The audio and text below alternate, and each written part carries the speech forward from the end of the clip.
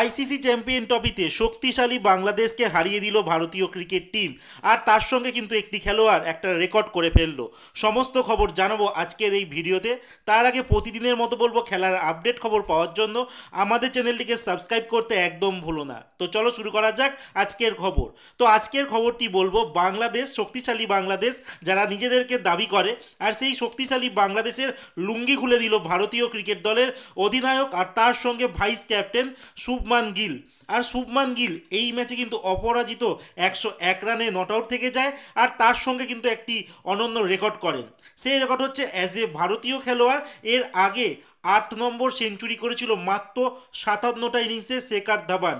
আর সেই রেকর্ডটি কিন্তু ভেঙে দিল শুভমান গিল। তিনি বর্তমানে 51টি ইনিংসে কিন্তু তার 8ম সেঞ্চুরিটি করে নিল।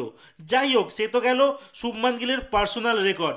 কিন্তু গতকাল ম্যাচে কিন্তু বাংলাদেশ টিম, বলা যেতেই পারে শক্তিশালী বাংলাদেশ টিমের পায়ের লুঙ্গি কেন, তাকে ভিতরের প্যান্টও খুলে দিতে পারত ভারতীয় টিম। কিন্তু রোহিত শর্মা একটি ক্যাচ ছেড়ে দেয়, যার জন্য একটা সম্মানজনক স্কোরে কিন্তু পৌঁছতে পারলো বাংলাদেশ টিম। আলটিমেট তারা 50 ওভার খেলতে পারেনি, তো কী হয়েছে, সবাই ব্যাট পেয়েছে আর 228 রানে তারা অল আউট হয়ে যায়। আর এই রান চেস করতে ভারতীয় টিমের কোনো অসুবিধা হয়নি, যেখানে একটা মুহূর্তও কিন্তু লাগেনি বাংলাদেশ টিম ভারতীয় টিমকে হারাতে পারে।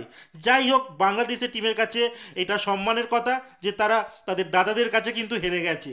এরপরে বাংলাদেশের সামনে কিন্তু আরও দুটো ম্যাচ রয়েছে। সেই দুটো ম্যাচ হচ্ছে পাকিস্তান, আরেকটি হচ্ছে নিউজিল্যান্ড। সেই দুটি ম্যাচে যদি তারা জিততে পারে, তারা আবারও ভারতের সঙ্গে হারার কিন্তু সুযোগ তৈরি করবে।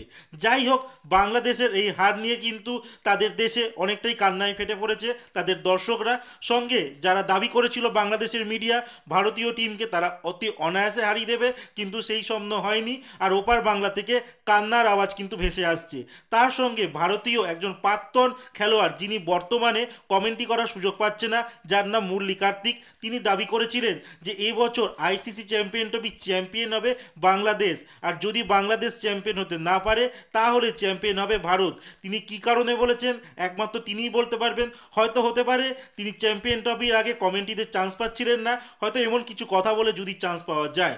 তো যাই হোক, আলটিমেট ভারতীয় টিম তাদের শক্তিশালী বাংলাদেশ টিমকে কিন্তু হারিয়ে দিয়েছে 6 উইকেটে, তাও 5 ওভার বাকি থাকতে।